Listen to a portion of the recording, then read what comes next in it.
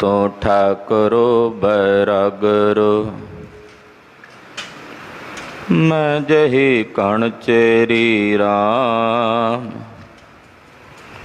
तू सागरो रतनागरो। हूँ सार न जाना तेरी राम, सार न जाना तू वड दाना। कर मेहर मत साईं, किरपा कीजै सामत दीजै। आठ पहर तुद तिहाई, गर्भ न कीजै ऋण होवीजै। तागत जियरे तेरी, सब ऊपर नानक का ठाकुर। मैं जही कण चेरी राम, हम अवगुण परे एक गुण नाही। अमृत छाड़ बिख बिख खाई, माया मोह परम पै भूले। सुत दारा स्यों प्रीत, एक उत्तम पंथ सुन्यो घुर संगत। तेह मिलंत जम एक अरदास पाठ कीरत की। गुर रामदास राखो, सुकहो टल गुर सेविया। अहनस सहज सो पाए, दर्शन परसै गुरु का। जन्म मरण दुख जाए, होवै सिफत खुसंबंधी। नूर अर सोह कुर सोह चटिया। तुद डिठे सच्चे पातशाह। बल जन्म जन्म दे कटिया। सज्जन सच्चा पातशाह। सिर साध साहो, जिस पास बैठया सोहिया। सबना दा वेसाहो। सतनाम श्री वाहेगुरु साहिब जी। वडहंस के वार महला चौथा। लल्ला बहली माँ के धुन गावणे। एक ओंकार सतगुर प्रसाद। श्लोक महला तीजा। शब्द रत्ते वडहंस है, सच नाम उरतार। सच संग रह है, साध सच रह है। सच्चा नाम प्यार। शब्द रत्ते वडहंस है, सच नाम उरतार। सच संग रह है, साध सच रह है। सच्चा नाम प्यार। सदा निर्मल मैल न लगई। नदर कीते करतार। नानक हूँ तिन कै बलिहारन। ਜੋ ਅਨ ਦਿਨ ਜਪ ਹੈ ਮੁਰਾਰ। ਮਹੱਲਾ ਤੀਜਾ। ਮੈਂ ਜਾਣਿਆ ਵਡਹੰਸ ਹੈ, ਤਾ ਮੈਂ ਕੀਆ ਸੰਗ। ਜੇ ਜਾਣਾ ਬਗ ਬਪੁੜਾ, ਤਾ ਜਨਮ ਨਾ ਦੇਂਦੇ ਅੰਗ। ਮਹੱਲਾ ਤੀਜਾ। ਹੰਸਾ ਵੇਖ ਤਰੰਦਿਆ, ਬੱਗਾ ਭੇ ਆਇਆ ਚਾਉ। ਡੁੱਬ ਮੂਏ ਬਗ ਬਪੁੜੇ, ਸਿਰ ਤਲ ਉੱਪਰ ਪਾਉ। ਪੌੜੀ। ਤੂੰ ਆਪੇ ਹੀ ਆਪ ਆਪ ਹੈ, ਆਪ ਕਾਰਨ ਕੀਆ। ਤੂੰ ਆਪੇ ਆਪ ਨਿਰੰਕਾਰ ਹੈ, ਕੋ ਅਵਰ ਨਾ ਬੀਆ। ਤੂੰ ਕਰਨ ਕਾਰਨ ਸਮਰੱਥ ਹੈ, ਤੂੰ ਕਰਹਿ ਸੋ ਥੀਆ।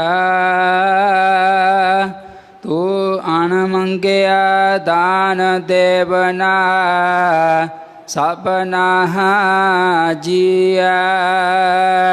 ਸਭ ਆਖੋ ਸਤਿਗੁਰ ਵਾਹੋ ਵਾਹੋ। ਜਿਨ ਦਾਨ ਹਰ ਨਾਮ ਮੁਖ ਦਿਆ। ਤੂੰ ਅਣ ਮੰਗਿਆ ਦਾਨ ਦੇਵਨਾ, ਸਭਨਾ ਜੀਆ। ਸਭ ਆਖੋ ਸਤਿਗੁਰ ਵਾਹੋ ਵਾਹੋ।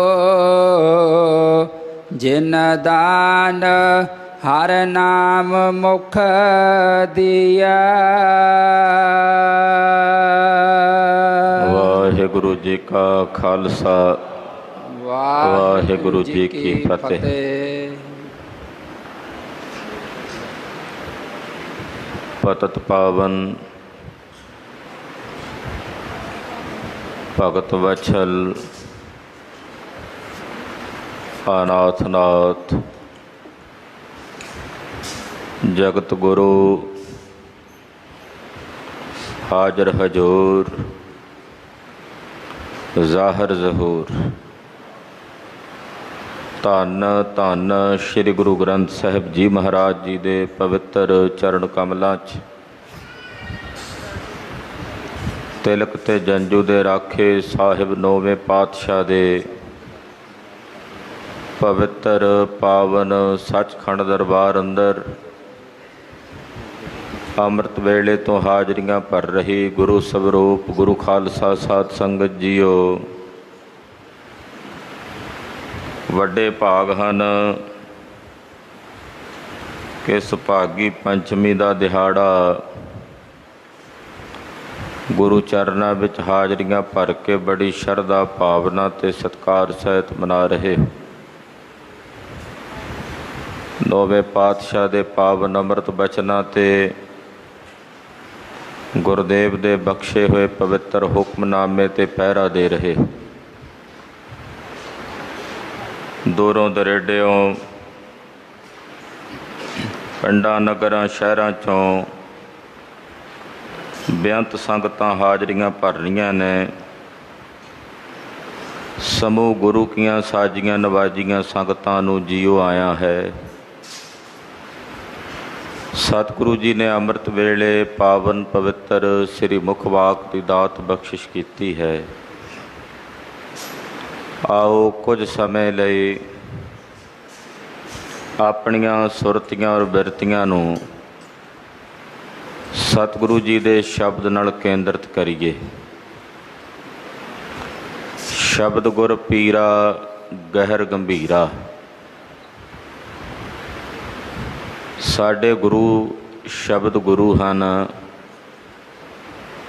ਔਰ ਸ਼ਬਦ ਗੁਰੂ ਦੀ ਜੋ ਸਮਝ ਹੈ ਉਹ ਸੁਰਤੀ ਵਿੱਚ ਆਉਂਦੀ ਹੈ। ਸ਼ਬਦ ਸੁਰਤੀ ਵਿੱਚ ਵਸਦਾ ਹੈ। ਇਸ ਕਰਕੇ ਸੁਰਤੀ ਨੂੰ ਸ਼ਬਦ ਨਾਲ ਜੋੜਨ ਲਈ ਸਤਿਗੁਰਾਂ ਵੱਲੋਂ ਬਖਸ਼ਿਸ਼ ਕੀਤੇ ਗਏ ਪਾਵਨ ਪਵਿੱਤਰ ਗੁਰ ਮੰਤਰ ਦਾ ਆਸਰਾ ਲਈਏ।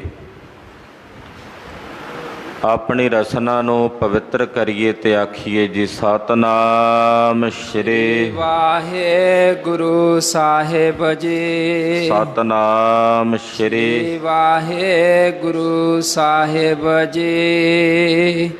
ਵਡ ਹੰਸ ਕੀ ਵਾਰ ਮਹੱਲਾ ਚੌਥਾ। ਲੱਲਾ ਬਹਿਲੀ ਮਾਂ ਕੀ ਧੁਨ ਗਾਵਣੇ। ਇਕ ਓੰਕਾਰ ਸਤਿਗੁਰ ਪ੍ਰਸਾਦ। ਵਡਹੰਸ ਦੀ ਵਾਰ ਹੈ ਔਰ ਚੌਥੇ ਪਾਤਸ਼ਾਹ ਧੰਨ ਸ੍ਰੀ ਗੁਰੂ ਰਾਮਦਾਸ ਜੀ ਸੋਢੀ ਸੁਲਤਾਨ ਪਾਤਸ਼ਾਹ ਦਾ ਇਹ ਪਾਵਨ ਪਵਿੱਤਰ ਵਾਰ ਉਹਨਾਂ ਦੀ ਉਚਾਰਨ ਕੀਤੀ ਹੋਈ। ਇਸ ਵਾਰ ਨੂੰ ਜਿਸ ਧੁਨੀ ਤੇ ਗਾਉਣਾ ਪੌੜੀਆਂ ਜਿਹੜੀਆਂ ਨੇ ਉਸ ਧੁਨੀ ਦਾ ਨਾਮ ਹੈ ਲੱਲਾ ਬਹਿਲੀਮਾ ਕੀ ਧੁਨ। ਸ਼੍ਰੀ ਗੁਰੂ ਗ੍ਰੰਥ ਸਾਹਿਬ ਜੀ ਦੀ ਬਾਣੀ ਅੰਦਰ 22 ਵਾਰਾਂ ਨੇ ਔਰ ਉਹਨਾਂ ਵਾਰਾਂ ਵਿੱਚ 9 ਧੁਨੀਆਂ ਮਹਾਰਾਜ ਜੀ ਨੇ ਦਰਜ ਕੀਤੀਆਂ। ਜਿਵੇਂ ਰਾਏ ਕਮਾਲ ਦੀ ਮੋਜ ਦੀ ਕੀ ਧੁਨ ਹੈ, ਮਲਕ ਮੁਰੀਦ ਤਥਾ ਚੰਦਰਹੜਾਂ ਕੀ ਸੋਈਆਂ ਕੀ ਧੁਨ ਹੈ, ਟੁੰਡੇ ਅਸਰਾਜੇ ਕੀ ਧੁਨੀ ਤੇ ਰੋਜ਼ ਆਸਾ ਜੀ ਦੀ ਵਾਰ ਦਾ ਕੀਰਤਨ ਹੁੰਦਾ ਹੈ। ਇਸੇ ਤਰ੍ਹਾਂ ਅੱਜ ਦਾ ਜੋ ਹੁਕਮਨਾਮਾ ਸਾਨੂੰ ਪ੍ਰਾਪਤ ਹੋਇਆ ਵਡਹੰਸ ਦੀ ਵਾਰ ਚੋਂ, ਇਸ ਵਾਰ ਦੀ ਧੁਨੀ ਹੈ ਲੱਲਾ ਬਹਿਲੀਮਾ ਕੀ ਧੁਨ। ਲੱਲਾ ਔਰ ਬਹਿਲੀਮਾ ਇਹ 2 ਪਹਾੜੀ ਰਾਜੇ ਸੀ। ਲੱਲਾ ਜਿਹੜਾ ਰਾਜਾ ਸੀ ਇਹਦੇ ਦੇਸ਼ ਵਿੱਚ ਕਾਲ ਪੈ ਗਿਆ, ਮੀਂਹ ਨਹੀਂ ਸੀ ਪੈਂਦਾ, ਫਸਲਾਂ ਸੁੱਕਣ ਲੱਗੀਆਂ, ਲੋਕਾਂ ਵਿੱਚ ਤਰਾਸ ਹੋਣ ਲੱਗੀ। ਕਿਉਂਕਿ ਜੇ ਫਸਲ ਨਹੀਂ ਹੋਵੇਗੀ ਤਾਂ ਫਸਲ ਤੋਂ ਬਿਨਾਂ, ਅੰਨ ਤੋਂ ਬਿਨਾਂ ਪਰਿਵਾਰ ਕਿਵੇਂ ਚੱਲਣਗੇ, ਜੀਵਨ ਕਿਵੇਂ ਚੱਲੇਗਾ।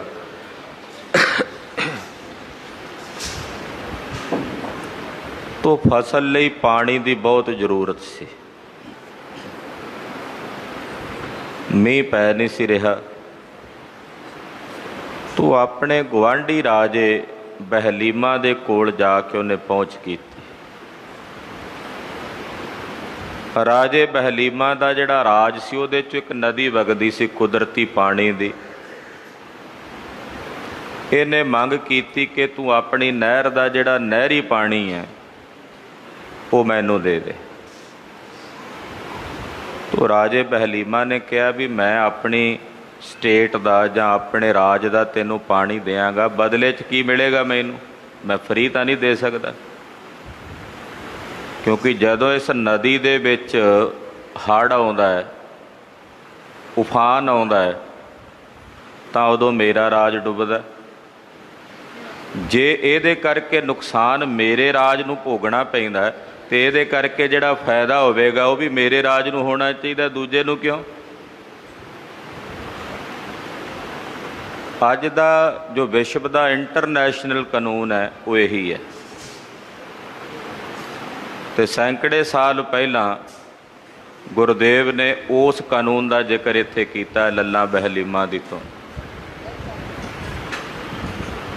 ਹਾਂ, ਕੋਈ ਧੱਕਾ ਕਰੀ ਜਾਵੇ ਕਿਸੇ ਦੇਸ਼ ਦੇ ਸੂਬੇ ਨਾਲ, ਢਿੰਗੋ ਜੋਰੀ ਕਰੀ ਜਾਵੇ, ਗੱਲ ਵੱਖਰੀ ਹੈ।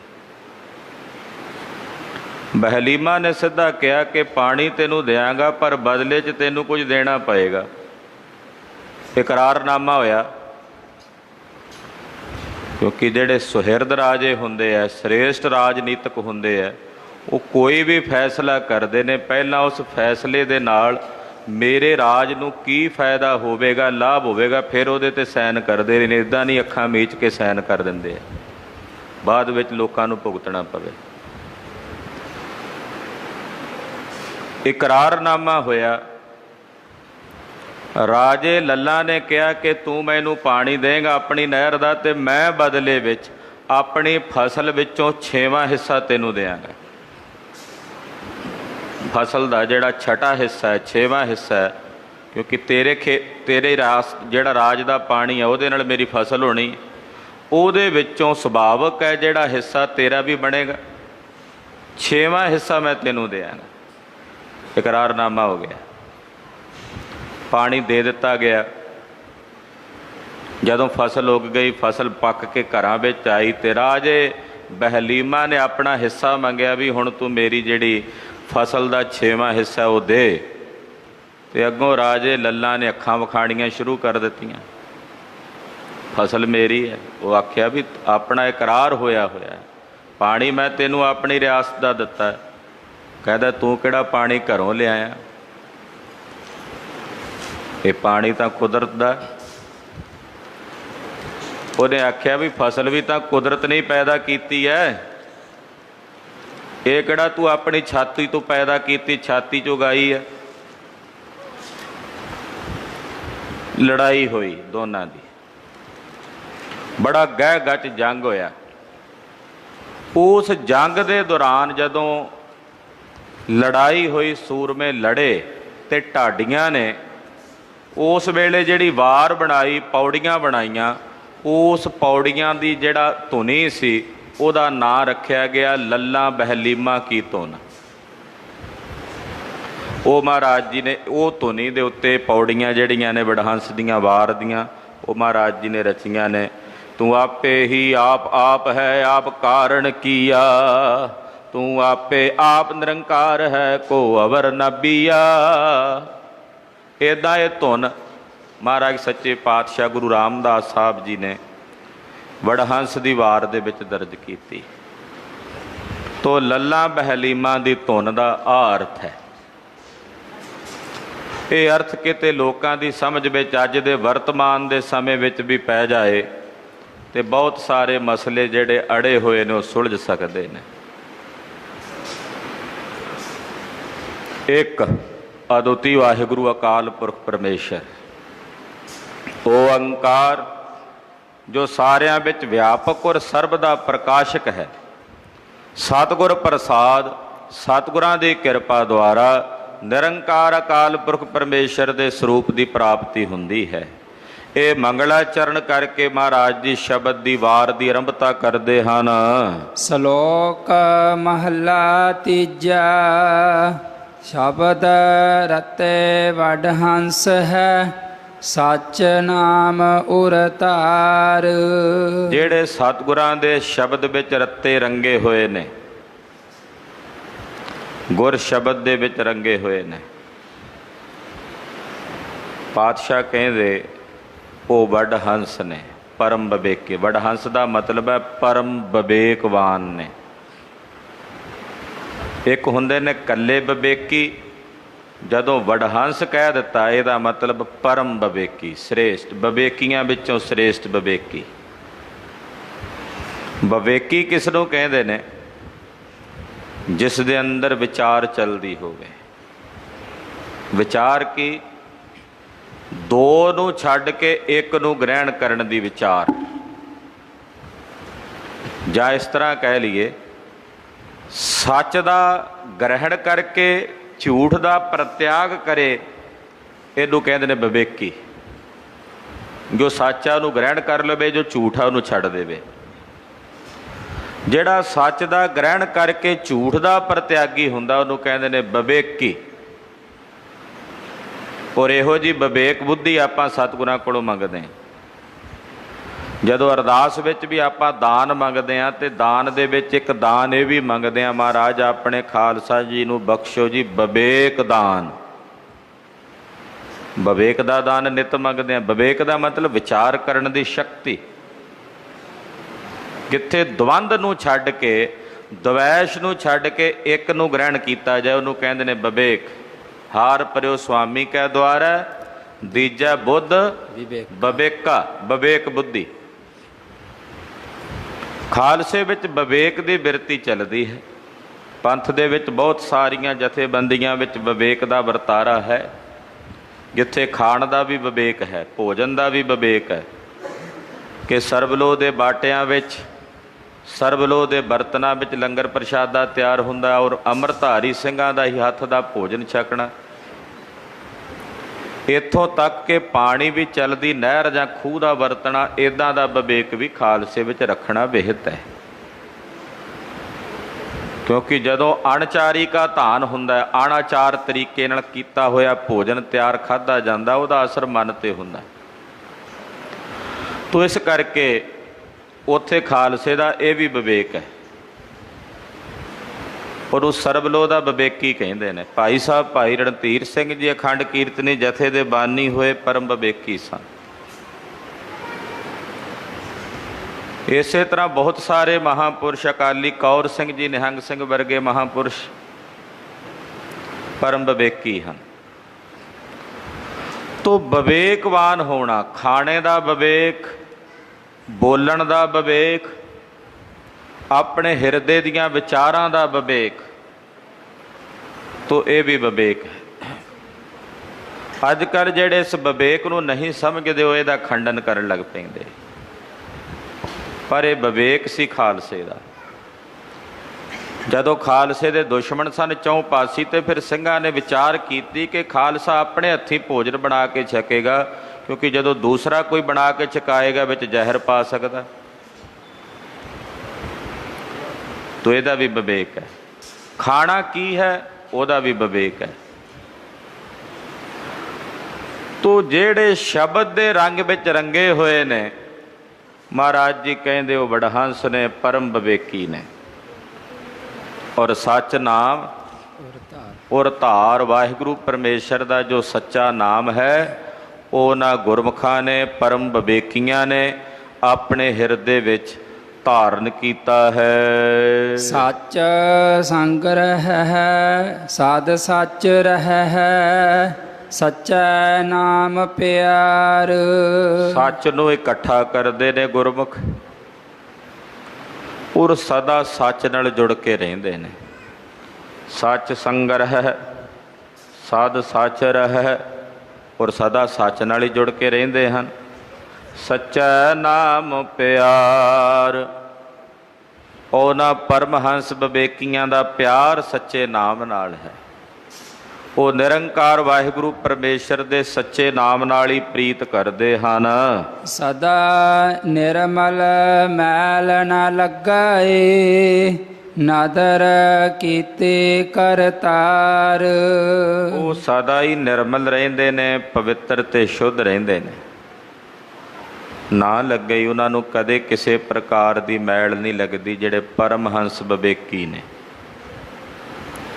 ਸਦਾ ਨਿਰਮਲ ਨੇ, ਉਹਨਾਂ ਨੂੰ ਕਦੇ ਕਿਸੇ ਵੀ ਪਾਪ ਕਰਮ ਦੀ ਮੈਲ ਨਹੀਂ ਲੱਗਦੀ। ਉਹਨਾਂ ਤੇ ਕਰਤਾਰ ਦੀ ਨਜ਼ਰ ਹੈ। ਨਜ਼ਰ ਕੀਤੀ ਕਰਤਾਰ, ਕਰਤਾਰ ਨੇ ਉਹਨਾਂ ਤੇ ਆਪਣੀ ਨਜ਼ਰ ਕੀਤੀ ਹੈ, ਆਪਣੀ ਕਿਰਪਾ ਦ੍ਰਿਸ਼ਟੀ ਕੀਤੀ ਹੈ। ਨਾਨਕ ਹਉ ਤਿਨ ਕੈ ਬਲਿਹਾਰਨੈ, ਜੋ ਅਨ ਦਿਨ ਜਪ ਹੈ ਮੁਰਾਰ। ਧੰਨ ਸ੍ਰੀ ਗੁਰੂ ਅਮਰਦਾਸ ਜੀ ਮਹਾਰਾਜ ਜੀ ਫਰਮਾਉਂਦੇ ਨੇ, ਮੈਂ ਤਿਨਾਂ ਤੋਂ ਬਲਿਹਾਰ ਜਾਂਦਾ ਹਾਂ। ਕਿਹਨਾਂ ਤੋਂ? ਜਿਹੜੇ ਰਾਤ ਦੇ ਨੱਠੇ ਪੈਰ ਵਾਹਿਗੁਰੂ ਪਰਮੇਸ਼ਰ ਨੂੰ ਜਪਦੇ ਨੇ। ਰਾਤ ਦਿਨ ਜੋ ਅਨ ਦਿਨ ਜਪ ਹੈ ਮੁਰਾਰ, ਜੋ ਰਾਤ ਦਿਨ ਵਾਹਿਗੁਰੂ ਪਰਮੇਸ਼ਰ ਨੂੰ ਜਪਦੇ ਨੇ, ਮੈਂ ਉਹਨਾਂ ਗੁਰਮੁਖਾਂ ਤੋਂ, ਨਾਮ ਜਪਣ ਵਾਲੀਆਂ ਰੂਹਾਂ ਤੋਂ ਸਦਾ ਸਦਾ ਬਲਿਹਾਰ ਜਾਂਦਾ ਹਾਂ। ਮਹੱਲਾ ਤੀਜਾ। ਮੈਂ ਜਾਣਿਆ ਵਡਹੰਸ ਹੈ, ਤਾ ਮੈਂ ਕੀਆ ਸੰਗ। ਤੀਸਰੇ ਪਾਤਸ਼ਾਹ ਗੁਰੂ ਅਮਰਦਾਸ ਜੀ ਮਹਾਰਾਜ ਫਰਮਾਉਂਦੇ ਨੇ, ਅਕਸਰ ਐਸਾ ਹੁੰਦਾ ਹੈ ਕਈ ਵਾਰ ਪਰਮਹੰਸ ਮਹਾਂਪੁਰਸ਼ਾਂ ਦੀ ਰੀਸ ਕਰਕੇ ਪਖੰਡੀ ਵੀ ਸੰਤ ਬਣਨ ਦਾ ਦਾਅਵਾ ਕਰਦੇ ਨੇ। ਬਹੁਤ ਸਾਰੇ ਲੋਕ ਉਹਨਾਂ ਪਖੰਡੀਆਂ ਨੂੰ ਵੇਖ ਕੇ ਸਮਝ ਬੈਠਦੇ ਨੇ ਵੀ ਇਹ ਸੰਤ ਨੇ। ਕਹਿੰਦੇ ਇਸ ਤਰ੍ਹਾਂ ਸਮਝਿਆ ਕਈਆਂ ਨੇ, ਇਹ ਜਾਣਿਆ ਕਈਆਂ ਨੇ ਵੀ ਇਹ ਵੀ ਵਡਹੰਸ ਹੈ, ਇਹ ਵੀ ਕੋਈ ਮਹਾਤਮਾ ਹੈ, ਕੋਈ ਪਰਮ ਸੰਤ ਹੈ। ਤੇ ਇਹ ਜਾਣ ਕੇ ਕਹਿੰਦੇ ਉਹਨਾਂ ਦੀ ਸੰਗਤ ਕੀਤੀ, ਤਾਂ ਮੈਂ ਕੀਆ ਸੰਗ, ਉਹਨਾਂ ਦੀ ਮੈਂ ਸੰਗਤ ਕੀਤੀ, ਇਹ ਸਮਝ ਕੇ ਵੀ ਸ਼ਾਇਦ ਇਹ ਕੋਈ ਪਰਮਹੰਸ ਮਹਾਤਮਾ ਸਾਧੂ ਹੈ। ਜੇ ਜਾਣਾ ਬਗ ਬਪੂੜਾ ਤਾ ਜਨਮ ਨ ਦੇਂਦੇ ਅੰਗ। ਪਰ ਜਦੋਂ ਪਤਾ ਲੱਗਾ ਵੀ ਇਹ ਹੰਸ ਨਹੀਂ, ਇਹ ਤਾਂ ਬਗਲਾ, ਵੇਖਣ ਨੂੰ ਬਗਲਾ ਵੀ ਹੰਸ ਵਰਗਾ ਚਿੱਟੇ ਰੰਗ ਦਾ, ਜਦੋਂ ਕਹਿੰਦੇ ਇਹ ਸਮਝ ਕੇ ਭੁਲੇਖੇ 'ਚ ਉਹਨਾਂ ਦੀ ਸੰਗਤ ਕੀਤੀ ਤੋਂ ਪਤਾ ਲੱਗਾ ਵੀ ਇਹ ਹੰਸ ਨਹੀਂ, ਇਹ ਬਗਲਾ ਹੈ। ਤੇ ਕਹਿੰਦੇ ਜੇ ਮੈਨੂੰ ਪਹਿਲਾਂ ਪਤਾ ਲੱਗ ਜਾਂਦਾ ਵੀ ਇਹ ਤਾਂ ਵਿਚਾਰਾ ਨੀਚ ਜਿਹਾ ਤੁੱਛ ਜਿਹਾ ਬਗਲਾ ਹੈ, ਕਹਿੰਦੇ ਮੈਂ ਜਨਮ ਨਾ ਦੇਂਦੀ ਆਂਗ, ਮੁੱਢ ਤੋਂ ਹੀ ਇਸ ਦਾ ਸੰਗ ਨਾ ਕਰਦੀ, ਮੁੱਢ ਤੋਂ ਇਹਦੀ ਸੰਗਤ ਵਿੱਚ ਨਾ ਜਾਂਦੀ। ਜੇ ਮੈਨੂੰ ਪਹਿਲਾਂ ਪਤਾ ਲੱਗ ਜਾਂਦਾ ਕਿ ਇਹ ਤਾਂ ਪਖੰਡੀ ਹੈ, ਬਗਲਾ ਹੈ। ਇਸ ਗੱਲ ਦਾ ਪਛਤਾਵਾ ਕਈਆਂ ਨੂੰ ਹੋਇਆ ਪਿਛਲੇ ਕੁਝ ਸਮੇਂ ਦੌਰਾਨ। ਜਦੋਂ ਇਹੋ ਜਿਹਾ ਇੱਕ ਬਗਲਾ ਫੜਿਆ ਗਿਆ ਤੇ ਬੜਿਆਂ ਨੇ ਪਛਤਾਵਾ ਕੀਤਾ, ਇਹ ਜਾਣ ਕੇ ਵੀ ਇਹ ਤਾਂ ਬਲਾਤਕਾਰੀ ਤੇ ਕਾਤਲ ਹੈ। ਪਛਤਾਵਾ ਕੀਤਾ ਔਰ ਮੁੜ ਕੇ ਵਾਪਸ ਆ ਗਏ। ਜਿਹੜੇ ਪਹਿਲਾਂ ਟੁਰੇ ਫਿਰਦੇ ਸਨ ਉੱਧਰ, ਉਹਨਾਂ ਨੇ ਕਿਨਾਰਾ ਕਰ ਲਿਆ। ਹਾਂ, ਕੁਝ ਅੰਨੇ ਵੀ ਹੁੰਦੇ ਆ ਜਿਹੜੇ ਵੇਖਦਿਆਂ ਹੋਇਆਂ ਵੀ ਅੱਖਾਂ ਮੀਚੀ ਰੱਖਦੇ ਨੇ, ਉਹਨਾਂ ਦਾ ਤਾਂ ਕਹਿਣਾ ਕੀ। ਪਰ ਜੋ ਸੂਝਵਾਨ ਹੁੰਦਾ ਹੈ, ਸੁਰਤਵਾਨ ਹੁੰਦਾ ਹੈ, ਉਹ ਠੋਕਰ ਖਾ ਕੇ ਸਮਝ ਜਾਂਦਾ ਹੈ। ਤੋ ਬੜੇ ਮੁੜੇ ਉਸ ਵਕਤ, ਬੜੇ ਪਰਤੇ।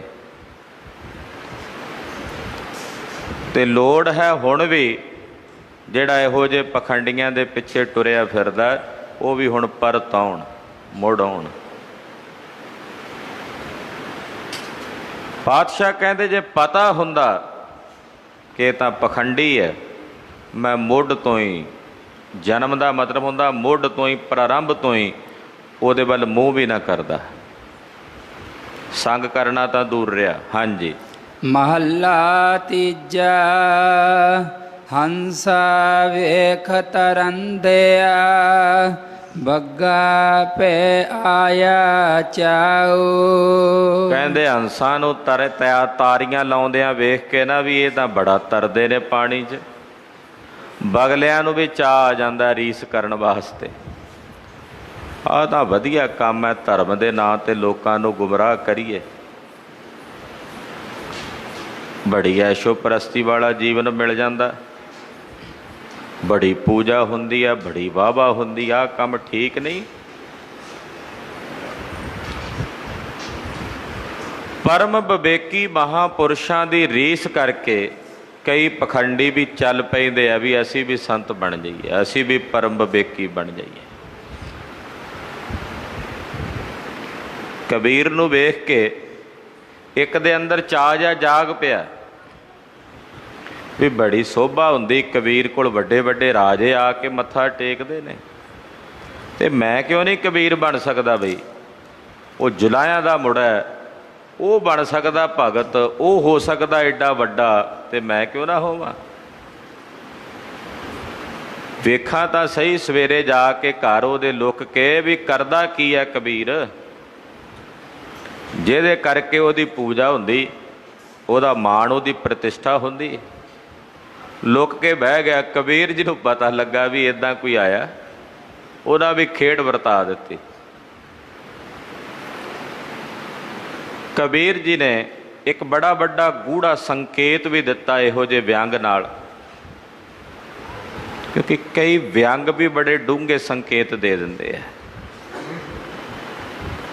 घरवाली नूं कहा, आवाज़ मारी, आई।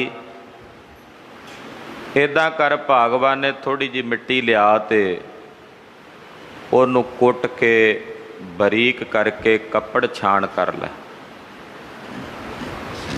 माता लोई ने 7 बचन कहा।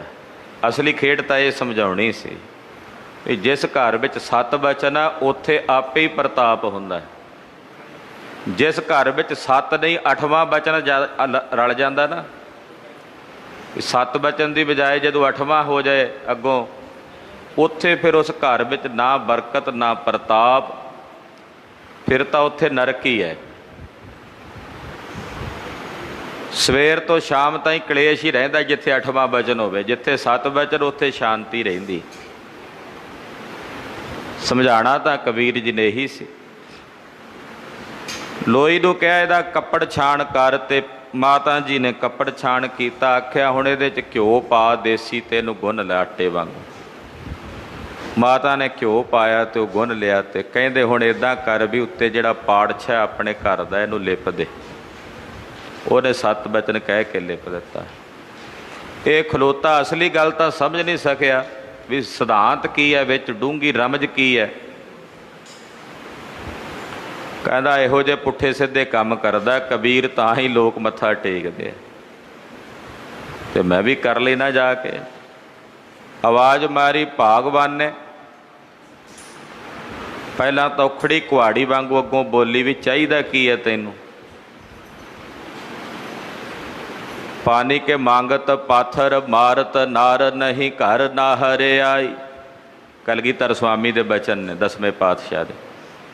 पानी के मांगत पाथर मारत नार नहीं घर ना हरे आई। थक्या टुटिया पति घर आवे ते आखे पानी, ते अगों पत्थर वगावा मारे, की हथ टुटे ने आप भर के पी ला। नार नहीं घर ना हरे आई। कहते वो नार थोड़ी है, वह घर में राक्षणी है। नाहर कहते राक्षणी नूं। ऐसा नहीं कि सारिया ये करतब बिरतियां इस्त्री वास्ते ही ने, पति वास्ते भी वो भी 7 बचन होना चाहिए अपने इस्त्री प्रति। तां ही दोवें पहिए बराबर चलते है। ये भी जुत्ती बना के रखे पैर दी, पर आग्याकारी होना चाहिए एक दूजे का। बचन विश्वास जिहड़ी कच्ची कंध है ना बटाले नगर विच, वो यही संकेत दिंदी है भी वो कच्ची कंध एक विश्वास ते भरोसे दे सिर ते टिकी रह सकती है। जे एक दूजे प्रति विश्वास भरोसा नहीं तो वो कंधा रोज़ कोर्टां च ढहिंदियां ने, वो कंधा रोज़ थाणियां विच ढहिंदियां ने। अज 70% केस शायद इदां दे ही चलते हैं कोर्टां कचहरियां विच। आपदा होर हुंदी है, बहाना बना लिया जाता जी दाज मंगदा जी, जां दहेज मंगदा, जां लड़के की कोई खामी है, तां दोवां पासे असल दे विच एक दूजे प्रति विश्वास ना होण करके, भरोसा ना होण करके ये समस्यावां आउंदियां। जदों कोई तीजा विच आके इंटरफेयर करे तो उहदी गल नूं सत्त करके मन ले, फिर वो कंध ढह पैंदी है, फिर वो कंध नहीं टिकदी। फिर तीजा कोई भी आके कंध सुट जाएगा। समझाणी तो यह गल सी कबीर जी ने, इन्हें आख्या भी आह काम है। घर गया भागवान ने, अगों भागवान नारी चढ़ी है अटारी उतारी ना उतरत वाली खेड़ हंकार दे झूले विच झूलदी सी। ते अगों पति भी उदां दा ही सी। जोड़ी जिहो जी बनांदा ना परमेश्वर, वो कहते आ भी उदां दा ही टक्करदा अगों जिद्दां दी किसी दी अपनी बिरती हुंदी। मिट्टी लिया की करनी है, लैके तां लियाई, इनू हुण कुट कुट के इनू बरीक पी लै। वो हैरान होई जावे, नाले अगों बोली जावे कपड़ छाण की करनी है, कपड़ छाण करके रोटियां खाणियां तू इहदियां नहीं, इदां ही करी ना, तदे तां मैं कबीर बनना। जे तू इदां करेगी तो ਹੁਣ ਇਹਦੇ 'ਚ ਘਿਓ ਪਾ ਕੇ ਗੁੰਨਣਾ, ਉਹਨੇ ਦੁਹੱਥੜਾ ਮਾਰ ਕੇ ਪਿੱਟਣਾ ਸ਼ੁਰੂ ਕਰ ਦਿੱਤਾ। ਉਹ ਗੁਆਂਢੀਓ ਆਇਓ ਲੋਕੋ, ਇਹ ਪਾਗਲ ਹੋ ਗਿਆ। ਉਹ ਹੱਥ 'ਚ ਡਾਂਗ ਫੜੀ ਫਿਰੇ ਵੀ ਤੂੰ ਮੇਰਾ ਕਹਿਣਾ ਨਹੀਂ ਮੰਨਦੀ।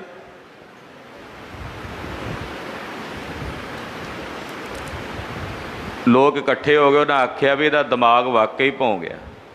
ਲੋਕਾਂ ਆਖਿਆ ਫੜ ਕੇ ਕਰੋ ਕਾਬੂ, ਇਹਨੂੰ ਜੂੜੋ, ਨਪੀੜੋ। ਜਦੋਂ ਉਹ ਫੜਨ ਲੱਗੇ ਤੇ ਅੱਗੇ ਅੱਗੇ ਲੋਕ ਪਿੱਛੇ ਪਿੱਛੇ। ਕਬੀਰ ਜੀ ਰਾਹ 'ਚ ਹੀ ਖੜੇ ਟੱਕਰ ਗਏ। ਉਹ ਕਹਿੰਦੇ ਠਹਿਰ ਜੋ ਬਈ, ਕੀ ਗੱਲ? ਕਹਿੰਦਾ ਆਹ ਗੱਲ ਹੈ। ਕਹਿੰਦੇ ਕਬੀਰ ਬਣਨ ਚੱਲਿਆ ਸੀ। ਕਹਿੰਦੇ ਕਬੀਰ ਇੱਦਾਂ ਨਹੀਂ ਬਣੀਦਾ, ਕਬੀਰ ਸਤ ਬਚਨ ਬਿਰਤੀ ਬਣਾ ਕੇ ਬਣੀਦਾ ਹੈ। ਜਿਹੜੇ ਕੇਵਲ ਰੀਸ ਹੀ ਕਰਨ, ਅੰਦਰੋਂ ਉੱਦਾਂ ਦੀ ਬਿਰਤੀ ਨਾ ਹੋਵੇ। ਤੇ ਰੀਸ ਕੀਤੀ ਹੰਸਾਂ ਦੀ। ਬਗਲੇ ਨੇ ਵੀ ਹੰਸ ਬੜੇ ਤਾਰੀਆਂ ਲਾਉਂਦੇ ਆ, ਬੜੀ ਡੂੰਘੀ ਤਾਰੀ ਹੈ, ਬੜਾ ਸੋਹਣਾ ਤਰਦੇ ਆ। ਤੇ ਹੰਸਾਂ ਨੂੰ ਤਰਦਿਆਂ ਵੇਖ ਕੇ ਚਾਅ ਆ ਗਿਆ ਬਗਲਾਂ ਨੂੰ ਵੀ ਅਸੀਂ ਵੀ ਤਰਨਾ। ਬੜੀ ਪੂਜਾ ਹੁੰਦੀ ਆ ਸੰਤਾਂ ਦੀ ਤਾਂ ਬਈ, ਬੜੇ ਲੋਕ ਵਾਹ ਵਾਹ ਕਰਦੇ ਆ, ਬੜੇ ਵੱਡੇ ਵੱਡੇ ਰਾਜੇ ਬਾਦਸ਼ਾਹ ਇਹਨਾਂ ਅੱਗੇ ਆ ਕੇ ਝੁਕਦੇ ਆ, ਤੇ ਮੈਂ ਕਿਉਂ ਨਾ ਬਣਾ ਸੰਤ। ਚਾਅ ਆ ਗਿਆ ਬਗਲਿਆਂ ਨੂੰ ਵੀ। ਹੁਣ ਬਗਲਾ ਤਾਂ ਬਗਲਾ, ਬਗਲੇ ਨੇ ਖਾਣੀਆਂ ਨੇ ਡੱਡੀਆਂ ਮੱਛੀਆਂ, ਤੇ ਹੰਸਾਂ ਨੇ ਖਾਣੇ ਨੇ ਮੋਤੀ। ਹੰਸਾਂ ਹੀਰੇ ਮੋਤੀ ਖਾਣਾ, ਬਗ ਡੱਡਾ ਭਾਲਣ ਜਾ। ਹੰਸਾਂ ਨੇ ਹੀਰੇ ਮੋਤੀ ਖਾਣੇ ਹੁੰਦੇ ਆ, ਬਗਲਿਆਂ ਨੇ ਡੱਡੀਆਂ ਜਾ ਕੇ ਲੱਭੜੀਆਂ ਹੁੰਦੀਆਂ ਨੇ। ਉਹਨਾਂ ਨੇ ਭੈੜੀਆਂ ਨੀਚ ਬਿਰਤੀਆਂ ਜਿਹੜੀਆਂ ਨੇ ਉਹ ਥੋੜ੍ਹੀ ਛੱਡਣੀਆਂ ਨੇ ਬਗਲਿਆਂ ਨੇ। ਭਾਵੇਂ ਉਹ ਬਾਹਰੋਂ ਮਿਜਾਜ ਸੰਤਗਿਰੀ ਵਾਲਾ ਧਾਰਨ ਕਰ ਵੀ ਲੈਣ, ਪਰ ਅੰਦਰੋਂ ਬਿਰਤੀ ਤਾਂ ਫਿਰ ਵੀ ਡੱਡੀਆਂ ਮੱਛੀਆਂ ਖਾਣ ਵਾਲੀ ਰਹਿਣੀ ਹੈ ਨਾ। ਚਾਹ ਆ ਗਿਆ ਬਗਲੇ ਨੂੰ। ਉਦਾਹਰਣ ਦੇ ਰਹੇ ਨੇ ਮਹਾਰਾਜ ਤੀਸਰੇ ਪਾਤਸ਼ਾਹ ਗੁਰੂ ਅਮਰਦਾਸ ਸਾਹਿਬ, ਸੁਣੋ ਜੀ। ਡੁੱਬ ਮੂਏ ਬਗ ਬਪੂੜੇ, ਸਿਰ ਤਲ ਉੱਪਰ ਪਾਓ। ਕਹਿੰਦੇ ਉਸ ਵਕਤ ਕੀ ਹੋਇਆ, ਜਦੋਂ ਰੀਸ ਕਰਕੇ ਤਰਨ ਲੱਗਾ। ਬਗਲਾ ਤੈਰ ਨਹੀਂ ਸਕਦਾ ਪਾਣੀ ਚੋਂ, ਕਿਨਾਰੇ ਕਿਨਾਰੇ ਹੀ ਰਹਿੰਦਾ। ਜਦੋਂ ਤਰਨ ਲੱਗਾ ਹੰਸ ਨੂੰ ਵੇਖ ਕੇ ਵੀ ਤਾਂ ਤਾਰੀ ਲਾਉਂਦੇ ਆ, ਥੋੜਾ ਜਿਹਾ ਅੱਗੇ ਡੂੰਘੇ ਪਾਣੀ 'ਚ ਗਿਆ ਤੇ ਉੱਥੇ ਡੁੱਬ ਕੇ ਮਰ ਗਿਆ ਬਗਲਾ, ਸਿਰ ਥੱਲੇ ਤੇ ਪੈਰ ਉੱਪਰ। ਪਖੰਡੀਆਂ ਦੀ ਆਹ ਹਾਲਤ ਹੁੰਦੀ। ਇੱਦਾਂ ਹੀ ਟੰਗੇ ਜਾਂਦੇ ਆ ਮੁੜ ਕੇ ਫਿਰ ਇਹ ਪਖੰਡੀ ਦੰਭੀ। ਜਦੋਂ ਇਹਨਾਂ ਦਾ ਪਖੰਡ ਉਗੜ ਕੇ ਲੋਕ ਆਖਰਕਾਰ ਝੂਠ ਤੇ ਪਖੰਡ, ਉਹਦਾ ਜਿਹੜਾ ਮੁਲੰਮਾ ਆ ਨਾ, ਉਹ ਸਦਾ ਇੱਕੋ ਜਿਹਾ ਨਹੀਂ ਰਹਿੰਦਾ। ਕਿਸੇ ਨਾ ਕਿਸੇ ਦਿਨ ਉਗੜ ਕੇ ਸਾਹਮਣੇ ਆ ਹੀ ਜਾਂਦਾ। ਉਗੜ ਗਇਓ ਜੈਸੇ ਖੋਟਾ ਢਬੂਆ। ਜਦੋਂ ਸਰਾਫ ਦੀ ਨਜ਼ਰ ਪੈਂਦੀ ਹੈ ਨਾ, ਉਹ ਵੇਖ ਲੈਂਦਾ ਵੀ ਇਹ ਸੋਨਾ ਹੈ ਕਿ ਪਿੱਤਲ ਹੈ, ਉਹ ਪਛਾਣ ਲੈਂਦਾ। ਇੱਦਾਂ ਜਦੋਂ ਪਖੰਡੀ ਦੰਭੀ ਰੀਸ ਤਾਂ ਕਰ ਬੈਠਦੇ ਆ ਮਹਾਂਪੁਰਸ਼ਾਂ ਦੀ, ਤੇ ਫਿਰ ਉਸ ਵਕਤ ਜਦੋਂ ਉੱਦਾਂ ਦੀ ਕਰਤੂਤ ਕਰਨੀ ਨਹੀਂ ਹੁੰਦੀ, ਪਖੰਡ ਵਿੱਚ ਪੈ ਜਾਂਦੇ ਆ, ਦੰਭ 'ਚ ਪੈ ਜਾਂਦੇ ਆ, ਫਿਰ ਉਹ ਡੁੱਬਦੇ ਹੀ ਨੇ। ਉਹਨਾਂ ਦੀ ਰੀਸ ਨਹੀਂ, ਉਹਨਾਂ ਅੱਗੇ ਤਾਂ ਬੇਨਤੀਆਂ ਕਰਨੀਆਂ ਬਣਦੀਆਂ। ਰੀਸਾ ਕਰਹਿ ਤਨਾੜੀਆਂ, ਜੋ ਸੇਵ ਹੈ ਦਰ ਖੜੀਆਂ। ਰੀਸਾ ਉਹਨਾਂ ਦੀਆਂ ਨਹੀਂ,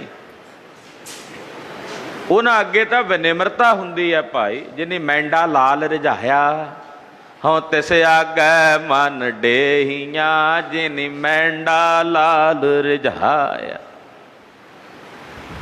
ਉਹਨਾਂ ਦੀਆਂ ਰੀਸਾਂ ਥੋੜ੍ਹੀ ਹੁੰਦੀਆਂ। ਜਿਨ੍ਹਾਂ ਮੇਰੇ ਲਾਲ ਨੂੰ ਰਿਝਾ ਲਿਆ, ਜਿਨ੍ਹਾਂ ਮੇਰੇ ਸਵਾਮੀ ਨੂੰ ਪ੍ਰਸੰਨ ਕਰ ਲਿਆ।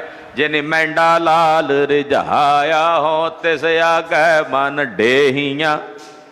ਮੈਂ ਆਪਣਾ ਮਨ ਉਹਨਾਂ ਅੱਗੇ ਅਰਪਣ ਕਰਾਂ। ਚਾਅ ਜਾਗਣਾ ਚਾਹੀਦਾ ਉਹਨਾਂ ਨੂੰ ਵੇਖ ਕੇ, ਰੀਸ ਨਹੀਂ। ਰੀਸ ਕਰਨ ਲੱਗ ਪਏ ਭਾਈ ਮਰਦਾਨਾ ਜੀ ਕਿ ਗੁਰੂ ਪਾਤਸ਼ਾਹ ਸੋਹੰਗ ਸੋਹੰਗ ਕਹਿੰਦੇ ਆ, ਡੁੱਬਣ ਲੱਗੇ। ਮਹਾਰਾਜ ਜੀ ਆਖਿਆ ਰੀਸ ਨਹੀਂ, ਜੋ ਗੁਰੂ ਕਹਿੰਦਾ ਉਹ ਕਰੋ। ਗੁਰੂ ਦੀ ਰੀਸ ਥੋੜ੍ਹੀ ਕਰਨੀ ਆ। ਗੁਰੂ ਨੇ ਜੋ ਕਿਹਾ ਉਹ ਕਰਨਾ। ਗੁਰ ਕਹਿਆ ਸਾ ਕਾਰ ਕਮਾਵੋ, ਗੁਰ ਕੀ ਕਰਨੀ ਕਾਹੇ ਧਾਵੋ। ਗੁਰੂ ਦੇ ਕਹੇ ਹੋਏ ਨੂੰ ਕਰਨਾ ਹੈ, ਕਮਾਉਣਾ, ਨਾ ਕਿ ਰੀਸ ਕਰਨੀ ਹੈ। ਚਾਅ ਜ਼ਰੂਰ ਜਾਗੇ। ਤੇ ਨਾ ਦੇਖ ਮਨ ਚਾਓ ਉਠੰਦਾ, ਹੋ ਕਦ ਪਾਈ ਗੁਣ ਤਾਸਾ। ਉਹਨਾਂ ਨੂੰ ਵੇਖ ਕੇ ਮਹਾਂਪੁਰਸ਼ਾਂ ਸਾਧੂਆਂ ਦੀ ਸੰਗਤ ਕਰਕੇ ਚਾਅ ਪੈਦਾ ਹੋਣਾ ਚਾਹੀਦਾ, ਨਾ ਕਿ ਰੀਸ। ਤੇ ਜਿਹੜੇ ਉਹਨਾਂ ਨੂੰ ਵੇਖ ਕੇ ਚਾਅ ਨਾਲ ਚੱਲ ਪੈਂਦੇ ਐ, ਪ੍ਰਤਾਪ ਉਹਨਾਂ ਦਾ ਵੀ ਸੰਸਾਰ 'ਚ ਉਜਾਗਰ ਹੋ ਜਾਂਦਾ। ਪਰ ਕਾਂਖਾ ਨਹੀਂ ਹੋਣੀ ਚਾਹੀਦੀ। ਇਹ ਦੁਨੀਆ ਦੀਆਂ ਵਡਿਆਈਆਂ ਉਪਮਾਵਾਂ ਗੁਰੂ ਖਾਲਸਾ ਜੀ ਸਤ ਤੇ ਸदैवी ਨਹੀਂ ਹਨ। ਲੋਕਨ ਕੀ ਚਤੁਰਾਈ ਉਪਮਾ, ਤੇ ਬੈ ਸੰਤਰ ਜਾਰੇ ਤਾਂ ਅੱਗ 'ਚ ਸਾੜਨੀਆਂ ਪੈਂਦੀਆਂ। ਇਹ ਤਾਂ ਵੱਡੀ ਰੁਕਾਵਟ ਬਣ ਜਾਂਦੀ। ਕਬੀਰ ਜੀ ਕਹਿੰਦੇ ਹਨ, ਸਿੱਖ ਸਾਖਾ ਬਹੁਤੇ ਕੀਏ, ਕੇਸੋ ਕੀਓ ਨ ਮੀਤ, ਚਾਲੇ ਥੇ ਹਰ ਮਿਲਨ ਕੋ ਬੀਚੈ ਅਟਕਿਓ ਚੀਤ। ਚੇਲੇ ਚੂਲੇ ਜੇ ਬੜੇ ਬਣਾ ਲਏ ਆਲੇ ਦੁਆਲੇ, ਚੱਲਣਾ ਤੇ ਸੀ ਰੱਬ ਵਾਲੇ ਪਾਸੇ, ਉਹ ਉੱਥੇ ਉਲਝ ਕੇ ਰਹਿ ਗਿਆ ਉਹਨਾਂ ਵਿੱਚ। ਓਏ ਤੂੰ ਆ ਨਹੀਂ ਕਰਦਾ, ਓਏ ਤੂੰ ਆ ਨਹੀਂ ਕਰਦਾ, ਉਹ ਤੂੰ ਉਹ ਜਾ ਕੇ ਕਰਕੇ ਆ, ਜਿਹਨੇ ਸਾਰਾ ਦਿਨ ਉਹਨਾਂ ਵਿੱਚ ਹੀ ਮਗਜਮਾਰੀ ਕਰੀ ਜਾਣੀ। ਰੱਬ ਰੱਬ ਕਿਹੜੇ ਵੇਲੇ ਕਰੂ। ਵਿੱਚੇ ਅਟਕ ਗਿਆ ਚੇਤੇ ਇੱਥੇ ਹੀ। ਇਸ ਕਰਕੇ ਟੁਰਿਆ ਟੁਰਿਆ ਚੱਲਣਾ। ਤੋ ਪਖੰਡੀਆਂ ਦੇ ਬਾਬਤ ਗੁਰੂ ਅਮਰਦਾਸ ਸਾਹਿਬ ਨੇ ਇੱਥੇ ਸਪਸ਼ਟ ਕੀਤਾ, ਕਿਉਂਕਿ ਗੁਰੂ ਪਾਤਸ਼ਾਹ ਨੇ ਜਿੱਥੇ ਪਖੰਡ ਹੈ ਪਖੰਡ ਦਾ ਖੰਡਨ ਕੀਤਾ। ਕਿਸੇ ਮਹਾਂਪੁਰਸ਼ ਮਹਾਤਮਾ ਸਾਧੂ ਨੂੰ ਮਹਾਰਾਜ ਜੀ ਨੇ ਨਹੀਂ ਨਿੰਦਿਆ, ਉਹਨਾਂ ਦਾ ਤਾਂ ਸਤਿਕਾਰ ਕੀਤਾ। ਪਰ ਸਾਧਗੀਰੀ ਤੇ ਸੰਤਗੀਰੀ ਦੇ ਲਿਬਾਸ ਵਿੱਚ 100 ਸੁਹਾਗਣ ਵਰਗੇ ਜਾਂ ਸੱਜਣ ਠੱਗ ਵਰਗੇ ਪਖੰਡ ਕਰਦੇ ਆ, ਤਾਂ ਮਹਾਰਾਜ ਉਹਨਾਂ ਦਾ ਪਖੰਡ ਉਗੇੜ ਕੇ ਲੋਕਾਂ ਦੇ ਸਾਹਮਣੇ ਲਿਆਉਂਦੇ ਆ। ਜਿੱਥੇ ਪਖੰਡ ਹੈ ਉਹਦਾ ਖੰਡਨ ਹੈ। ਪਖੰਡ ਕਿਤੇ ਵੀ ਆ ਜਾਏ, ਪਖੰਡ ਜੇ ਸਿੱਖ ਵਿੱਚ ਆ ਜਾਵੇ ਤਾਂ ਸਿੱਖ ਦੇ ਪਖੰਡ ਦਾ ਵੀ ਖੰਡਨ ਹੈ। ਜ਼ਰੂਰੀ ਨਹੀਂ ਕਿ ਪਖੰਡ ਕੋਈ ਆਮ ਸੰਸਾਰ ਦੇ ਹੋਰ ਲੋਕ ਜਾਂ ਹੋਰ ਧਰਮਾਂ ਦੇ ਕਰਦੇ ਆ। ਸਿੱਖ ਵੀ ਤਾਂ ਕਰ ਸਕਦਾ ਪਖੰਡ, ਨਹੀਂ ਕਰਦੇ। ਅਸੀਂ ਬਾਹਰੋਂ ਹੋਰ ਤੇ ਅੰਦਰੋਂ ਹੋਰ ਬਿਰਤੀ ਨਹੀਂ ਰੱਖਦੇ, ਇਹ ਵੀ ਤਾਂ ਪਖੰਡ ਹੀ ਹੈ। ਜੋ ਸਾਡੇ ਮਨ ਵਿੱਚ ਆ ਉਹ ਸਾਡੇ ਬਚਨ 'ਚ ਨਹੀਂ, ਜੋ ਬਚਨ ਵਿੱਚ ਆ ਉਹ ਸਾਡੀ ਕਿਰਿਆ 'ਚ ਨਹੀਂ ਹੈ। ਮਨ ਬਚ ਕਰਮ ਤਿੰਨੇ ਹੀ ਵੱਖੋ ਵੱਖਰੇ ਨੇ, ਅੱਡਰੇ ਅੱਡਰੇ ਨੇ। ਮਨ 'ਚ ਜੋ ਸੋਚਦੇ ਆ ਉਹ ਅਸੀਂ ਜ਼ੁਬਾਨ ਤੋਂ ਨਹੀਂ ਕਹਿੰਦੇ, ਜ਼ੁਬਾਨ ਤੋਂ ਜੋ ਕਹਿੰਦੇ ਆ ਉਹ ਸਾਡਾ ਪ੍ਰੈਕਟੀਕਲੀ ਨਹੀਂ ਹੁੰਦਾ। ਮੈਂ ਇਹ ਨਹੀਂ ਕਹਿੰਦਾ ਮੈਂ ਇਸ ਬਚਨ ਤੋਂ ਆਪਣੇ ਆਪ ਨੂੰ ਬਾਹਰ ਰੱਖਦਾ, ਮੈਂ ਵੀ ਵਿੱਚ ਹੀ ਹਾਂ।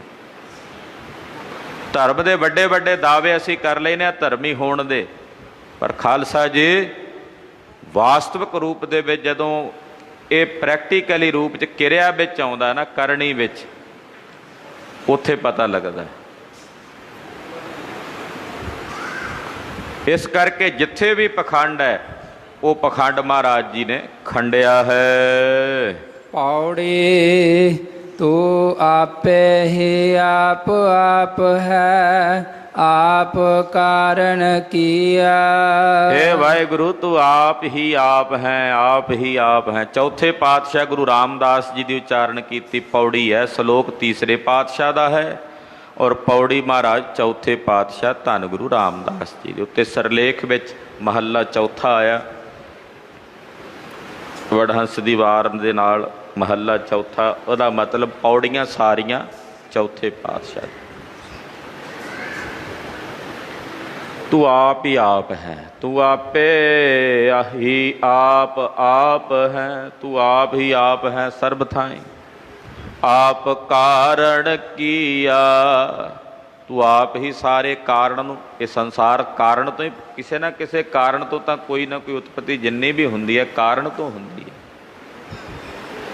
ਇਹ ਸੰਸਾਰ ਦੇ ਉਤਪੰਨ ਹੋਣ ਦਾ ਜਿਹੜਾ ਕਾਰਨ ਹੈ ਉਹ ਕਾਰਨ ਵੀ ਵਾਹਿਗੁਰੂ ਜੀ ਤੁਸੀਂ ਕੀਤਾ। ਕਈ ਵਾਰ ਅਸੀਂ ਕੋਈ ਕਾਰਜ ਕਰਨਾ ਚਾਹੁੰਦੇ ਹਾਂ, ਪਰ ਉਸ ਕਾਰਜ ਨੂੰ ਕਿਵੇਂ ਕਰੀਏ, ਕਿਵੇਂ ਹੋਵੇ, ਆਪਣੇ ਵੱਲੋਂ ਬੜਾ ਯਤਨ ਕਰਦੇ ਹਾਂ, ਪਰ ਉਹਦਾ ਕੋਈ ਕਾਰਨ ਨਹੀਂ ਬਣਦਾ। ਅਚਾਨਕ ਪਰਮੇਸ਼ਰ ਦੀ ਕੁਦਰਤ ਕਾਰਨ ਬਣਾ ਦਿੰਦੀ ਹੈ, ਉਸ ਕਾਰਨ ਨਾਲ ਉਹ ਕਾਰਜ ਵੀ ਹੋ ਜਾਂਦਾ। ਕੁਦਰਤ ਬਣਾਉਂਦੀ ਹੈ। ਆਪਣੇ ਵੱਲੋਂ ਅਸੀਂ ਯਤਨਸ਼ੀਲ ਹੁੰਨੇ ਆ ਵੀ ਆਹ ਕੰਮ ਕਰੀਏ, ਆਹ ਕੰਮ ਹੋ ਜਾਣਾ ਚਾਹੀਦਾ, ਯਤਨ ਕਰਦੇ ਰਹਿੰਦੇ ਆ, ਹੋਣਾ ਵੀ ਚਾਹੀਦਾ, ਯਤਨ ਚੱਲਦਾ ਰਹੇ, ਪਰ ਉਹਦਾ ਕਾਰਨ ਕੁਦਰਤ ਨੇ ਪੈਦਾ ਕਰਨਾ, ਪਰਮੇਸ਼ਰ ਨੇ ਪੈਦਾ ਕਰਨਾ। ਜਦੋਂ ਕਾਰਨ ਪੈਦਾ ਹੋ ਗਿਆ ਫਿਰ ਉਹ ਕਾਰਜ ਅੱਖ ਦੇ ਫੋਰ ਵਿੱਚ ਹੋ ਜਾਂਦਾ ਤੇ ਆਪਾਂ ਵੀ ਦੰਗ ਹੋ ਜਾਂਦੇ ਹਾਂ, ਹੈਰਾਨ ਹੋ ਜਾਂਦੇ ਹਾਂ। ਵਾਹਿਗੁਰੂ ਨੇ, ਪਰਮੇਸ਼ਰ ਨੇ ਕਿਵੇਂ ਵਿਧ ਆਪਣੇ ਆਪ ਹੀ ਬਣਾ ਦਿੱਤੀ। ਮੈਂ ਤਾਂ ਇਹ ਚੇਤੇ ਵੀ ਨਹੀਂ ਸੀ ਸੋਚਿਆ, ਚਿੰਤਨ ਵਿੱਚ ਵੀ ਨਹੀਂ ਸੀ ਆਈ ਇਹ ਬਾਤ, ਕਿਵੇਂ ਵਾਹਿਗੁਰੂ ਨੇ, ਪਰਮੇਸ਼ਰ ਨੇ ਖੇਡ ਬਣਾ ਦਿੱਤੀ ਹੈ। तो कारण तो ही कार्य हो सकता, अगर कारण नहीं तो कार्य नहीं। प्यास नहीं है तो पानी की साडे शरीर तो मंग नहीं, भुख नहीं तो अन्न का कोई महत्व नहीं। भुख कारण है तो अन्न का महत्व है, अन्न कार्य है, भुख कारण है।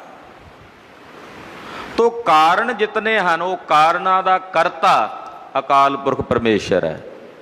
कारण भी आप है, फिर उस कारण तो जो कार्य होया है, जो कम होया, सृष्टि बनी, संसार बनया, ये भी उस अकाल पुरख परमेश्वर दा ही कीता होया है। तो आपे आप निरंकार है, को अवर ना बिया। तो आपे आप ही आप हैं, आप ही आप हैं, निराकार हैं। वाहिगुरु जी तुसी निराकार हो, कोई अवर ना बीया। महाराज तुहाडे बिना अवर कोई दूजा नहीं है, कोई दूजा नहीं, एक तुसी हो। दूजी छोड़ क्वाटड़ी इकस स्यों चित लाए। दूजी राह दी क्वाटड़ी वो छड़ के भाई एक नाल ही चित ला, क्योंकि है ही एक तो बिना कोई दूजा नहीं। तू कारण कारण समर्थ है, तू कर है सो थिया। हे वाहिगुरु तू करण वाला भी है, तू कारण भी है, समर्थ है स्वामी, जो चाहे मर्जी कर सकता है। अकाल पुरख परमेश्वर का जिहड़ा कोश है ना, डिक्शनरी, ਉਹਦੇ कोश ਵਿੱਚ एक शब्द नहीं है, एक शब्द सतगुरां दे कोश विच नहीं है, बाकी सारे शब्द ਉਹਦੇ कोश विच ने। एक कोश विच जे कहीए भी एक शब्द ਉਹਦੇ कोश विच नहीं है, ਉਹਦੀ डिक्शनरी विच नहीं है, ਤਾਂ ਉਹ है असंभव। ਸਾਡੇ कोश ਦੇ ਵਿੱਚ ਸਾਰਿਆਂ ਦੇ ਵਿੱਚ ਇਹ ਹੋਵੇਗਾ शब्द असंभव, ਇਹ नहीं हो सकता, असंभव है ये काम, ये नहीं हो सकता, असंभव। पर रब दे घर दे विच गुरु साहब जी दे कोश विच आ शब्द ही नहीं है भी नहीं हो सकता, इत्थे कुछ भी हो सकता। जल ते थल कर थल ते कूआ, कूप ते मेर करावै, धरती ते आकाश चढ़ावै, चढ़े आकाश गिरावै। इत्थे मूर्ख बोलन लग सकते ने ते बड़े बड़े पंडितां नूं मूर्ख बनाउंदिआं भी देरी नहीं लगदी। राजे भिखारी ते भिखारी राजे बन जाते हैं अख दे फोर विच। इस करके महाराज तुसी समर्थ, उन्होंने कहते समर्थ, असी असमर्थ हाँ। आ साडे वास्ते ऐड़ा लग जाना पहला, आ समर्थ, पर वाहिगुरु वास्ते शब्द वरत्या जाता समर्थ, जो मर्जी कर सकता, समर्थ। उसने जो करना है सो थिया, वो हो जाता है। तू अण मंगया दान देवना, सबना जिया। हे वाहिगुरु संसार दे सबना जियां नूं अण मंगिया, बिना मंगिया तू दान, किन्ने दान सानू वाहिगुरु ने बिना मंगिया दिते, कितना कुछ सानू बिना मंगिया ही प्राप्त होया, असी मंगिया नहीं मिल रहा है। तो ऐसा है वो दाता, संसार दे समस्त जीवां नूं बिना मंगिया दान देण वाला है। सब आखो हो सतगुर वाहो वाहो, जिन दान हर नाम मुख दिया। सब आखो, धन गुरु रामदास पातशाह कहते सब आखो कि हे सतगुरु जी तुसी वाहा हो, वाहा हो, वाहा हो। सब आखो भाई कि सतगुरु जी तुसी वाह हो, हे गुरु तू वाह है, हे गुरु तू वाह है। वाहिगुरु वाहिगुरु वाहिगुरु ਸਭ ਆਖੋ। ਐਸੇ ਸਤਿਗੁਰੂ ਸੱਚੇ ਪਾਤਸ਼ਾਹ ਨੂੰ ਵਾਹੋ ਵਾਹੋ ਕਹਿ ਕੇ ਸਲਾਹੋ। ਮਹਾਰਾਜ ਤੁਸੀਂ ਵਾਹੋ, ਤੁਸੀਂ ਸੰਸਾਰ ਦੇ ਸਮਸਤ ਜੀਵਾਂ ਨੂੰ ਦਾਨ ਦੇਣ ਵਾਲੇ ਹੋ, ਜੀਵਨ ਦਾਨ ਦੇਣ ਵਾਲੇ ਹੋ। ਸਤਿਗੁਰੂ ਜੀ ਕਿਰਪਾ ਕਰਨ, ਇਹ ਪਵਿੱਤਰ ਪਾਵਨ ਗੁਰਬਾਣੀ ਦੀ ਪਾਵਨ ਵਿਚਾਰ ਸਾਡੇ ਸਾਰਿਆਂ ਦੇ ਹਿਰਦਿਆਂ ਵਿੱਚ ਵਸ ਜਾਵੇ। ਸਾਡਾ ਲੋਕ ਸੁਖੀਆ ਪਰਲੋਕ ਸੁਹੇਲਾ ਹੋ ਜਾਵੇ। ਇਹਨੀਆਂ ਬੇਨਤੀਆਂ ਪ੍ਰਵਾਨ ਕਰਨੀਆਂ ਹੋਈਆਂ। ਭੁੱਲਾਂ ਚੁੱਕਾਂ ਦੀ ਖਿਮਾ। ਅਰਦਾਸ ਕਰਨੀ ਸਤਿਗੁਰੂ ਜੀ ਅਗਾਂਹ ਵਾਸਤੇ ਸਦ ਬੁੱਧੀ ਸਮੱਤ ਪ੍ਰਦਾਨ ਕਰਨ। ਪੰਚਮੀ ਦੇ ਇਸ ਦਿਨ ਤੇ ਧੰਨ ਸ੍ਰੀ ਗੁਰੂ ਤੇਗ ਬਹਾਦਰ ਸਾਹਿਬ ਦੇ ਪਵਿੱਤਰ ਚਰਨਾਂ ਵਿੱਚ ਆਪਾਂ ਸਾਰੇ ਹਾਜ਼ਰੀਆਂ ਭਰ ਰਹੇ ਹਾਂ। ਨੌਵੇਂ ਪਾਤਸ਼ਾਹ ਦੇ ਚਰਨਾਂ 'ਚ ਬੇਨਤੀ ਹੈ, ਹੇ ਸਤਿਗੁਰੂ ਸ੍ਰੀ ਗੁਰੂ ਤੇਗ ਬਹਾਦਰ ਸਾਹਿਬ ਸੱਚੇ ਪਾਤਸ਼ਾਹ, ਕਿਰਪਾ ਕਰੋ ਸਾਡੀਆਂ ਹਾਜ਼ਰੀਆਂ ਆਪਣਿਆਂ ਚਰਨਾਂ ਵਿੱਚ ਲਾ ਲਓ। ਦੇ ਅਰੋਗਤਾਈਆਂ ਤੰਦਰੁਸਤੀਆਂ ਪ੍ਰਦਾਨ ਕਰੋ। ਸਾਰੇ ਸੰਸਾਰ ਦੇ ਵਿੱਚ ਮਹਾਰਾਜ ਜੀ ਸੁਖ ਵਰਤਾਓ। ਜਗਤ ਜਲੰਦਾ ਰੱਖ ਲੈ, ਜਗਤ ਜਲੰਦਾ ਰੱਖ ਲੈ, ਰੱਖ ਲੈ, ਜਗਤ ਜਲੰਦਾ ਰੱਖ ਲੈ। ਆਪਣੀ ਕਿਰਪਾ ਧਾਰ, ਆਪਣੀ ਕਿਰਪਾ ਧਾਰ, ਆਪਣੀ ਕਿਰਪਾ ਧਾਰ, ਆਪਣੀ ਕਿਰਪਾ ਧਾਰ। ਜਿਤ ਦੁਆਰੈ ਉਭਰੈ, ਜਿਤ ਦੁਆਰੈ ਉਭਰੈ, ਜਿਤ ਦੁਆਰੈ ਉਭਰੈ, ਜਿਤ ਦੁਆਰੈ ਉਭਰੈ। ਤਿਤ ਲਹੋ ਉਬਾਰ, ਤਿਤ ਲਹੋ ਉਬਾਰ, ਤਿਤ ਲਹੋ ਉਬਾਰ, ਤਿਤ ਲਹੋ ਉਬਾਰ। ਵਾਹਿਗੁਰੂ ਵਾਹਿਗੁਰੂ, ਵਾਹਿਗੁਰੂ ਵਾਹਿਗੁਰੂ, ਵਾਹਿਗੁਰੂ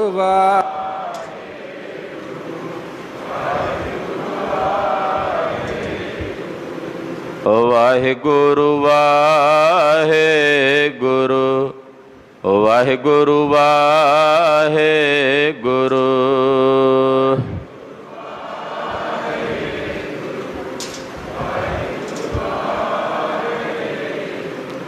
ਵਾਹਿਗੁਰੂ ਜੀ ਕਾ ਖਾਲਸਾ, ਵਾਹਿਗੁਰੂ ਜੀ ਕੀ ਫਤਿਹ।